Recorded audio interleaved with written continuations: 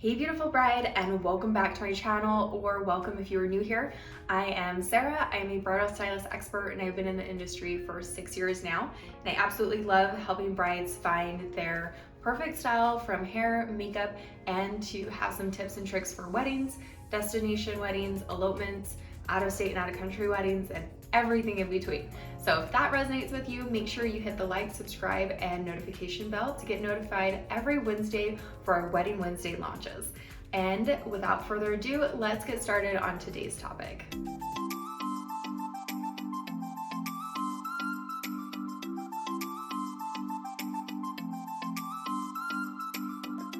Here is our list for wedding do's for your makeup for your destination wedding. First off, let's start with something that is a lightweight formula. This is going to be something that will help your skin feel breathable, movable, and something that will last through the entire evening without feeling caked on. A really great suggestion is to find a stylist with the ability to be able to use airbrush foundation. Airbrush foundation is what I use for my brides. It's, like I said, lightweight, it doesn't clog your pores, it doesn't feel like you even have any makeup on. So if you can find a stylist that has a lightweight formula or uses airbrush foundation, this is gonna be best for your wedding day. Number 2 is to make sure you use a primer or your stylist uses a primer. This is going to help set everything in place, so whenever you put anything else on top of that foundation layer or that primer layer, like foundation, it's going to stick to that, it's going to stay, and it's not going anywhere. Tip number 3 is to embrace your natural look. This is something that with makeup you can go too extreme and it doesn't look like you, it doesn't feel natural, and so we want to stay in that natural, enhancing your beauty for your wedding day. So in 10 years, when you look back on your photos, you don't feel like a different person or look like one. Tip number 4 is to embrace waterproof makeup. So things that are 24-hour wear, things that are waterproof mascara, and things that will help to last the entire day of your wedding. Tip number 5 is to embrace setting spray. Setting spray will help put everything into place. It's kind of like hairspray for your face, but it is called setting spray, and it is something that is so important to just finish off your entire look with makeup. And with a setting spray, either your stylist will have this, or if you are doing your own makeup, make sure you apply setting spray to help everything last. Here's also a tip for setting spray is you can also use hairspray as setting spray. This is not something I suggest at all doing for yourself on a day-to-day basis, but for extreme cases or really special occasions like your wedding day, if you're a little bit nervous about maybe moving around with your adventure elopement or walking a ton, this is something that will help set everything into place and make sure it is not moving at all. You don't need a ton, just a little quick spray and you're ready to go.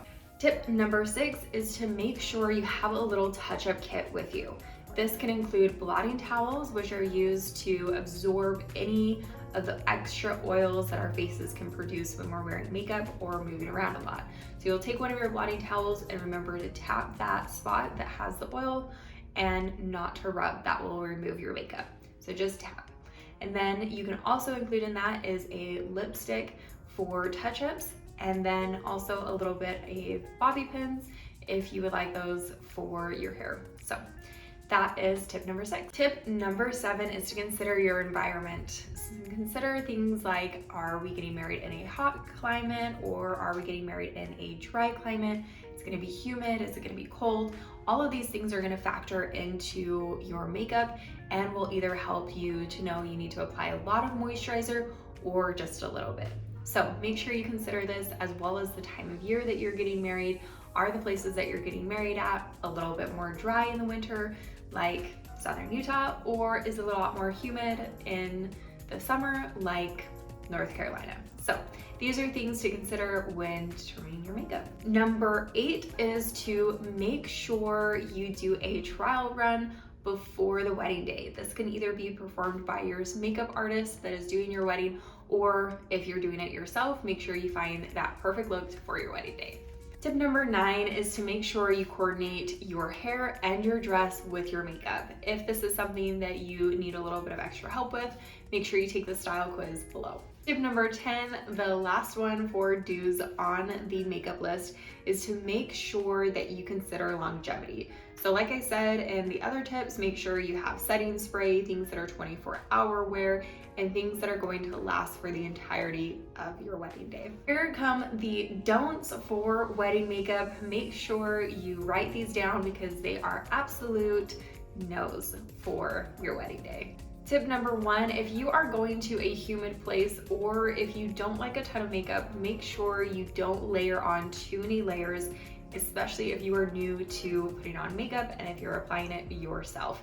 This can lead to cakiness. It can also lead to when you're crying, it can come off, or if you kiss your partner when you're going in for photos or give somebody a hug, it can transfer onto their clothes. So making sure that you have something that's just super lightweight and don't overdo it with the makeup. Number 2, do not forget this one. This is the absolute must, don't forget, is to apply sunscreen, not only on the day of your wedding, but the week or even 2 weeks prior to the wedding. If you're doing some fun activities outside, that's awesome and I love that for you, but make sure you're applying sunscreen and reapplying it throughout the day so you make sure you do not get sunburned. Tip number 3, this is not the time to experiment with new products or new things that you're not familiar with. This is where trial comes in beforehand so you can make sure your skin reacts in a good way and that you're confident with what you're doing and what you're applying to your skin. This isn't the time to experiment with a different eyeliner or something that you just haven't used or done before. This may make you a little bit hesitant on the wedding day, so make sure you know your style beforehand. Tip number 4, don't skip out on your skincare routine. I know it's super hard, especially when you're traveling, so make sure you have a little bit of your travel stuff to be able to bring with you for your skincare. This will help your makeup to not only be applied correctly and confidently, but to be able to last throughout the wedding day. Tip number 5 is something that even I forget most of the time, so make sure you don't forget it either. And that is our lips. I know it's something that we don't really talk about much, or we don't even think about or consider, but making sure we have a lip scrub or putting on a lot of chapstick throughout the day, drinking a lot of water. This will help also for our lipstick to be applied correctly and also last throughout the wedding day. Tip number 6 is do not rush the application process. Make sure you consult with your stylist if you have hired one on how much time they need for makeup. Also, a big tip is to leave a little bit of extra wiggle room in there just in case they need it. So maybe plan for a little bit of 15 to maybe 30 minutes extra for your stylist so they can have plenty of time and you don't feel rushed and they don't feel rushed. And if you're doing your makeup yourself, also make sure you accommodate some time in there for yourself as well. Tip number 7 is don't overlook the touch-ups throughout the day. This is something that you can talk to your photographer about and just say, hey, I have a little bit of a touch-up kit. I would like to apply this throughout the day. So if you see me getting oily, if you see me needing more lipstick, or if you see hair out of place, or anything that has to do with hair and makeup and all of that stuff, make sure that they have that knowledge that you do have a touch-up kit and you would like to keep everything looking fresh throughout the evening, or you can assign somebody who's there with you during the wedding and be able to have them look for those things as well. Maybe they're in charge of your touch-up kit, but that's make sure we don't forget touch-ups throughout the day. Tip number 8 goes along with tip number 7, and that is to not neglect or do not overlook our eye makeup. This is something throughout the day that we may get a little bit of a smudge because we're crying, or maybe something happens where it's transferring onto our lid, or maybe we're getting oily, just different things like that. So make sure you have somebody also helping you be aware of your eye makeup, or it may be a lashes coming up, things like that. So make sure that we don't forget those things as well throughout the wedding day. And that concludes our videos for do's and don'ts for destination makeups.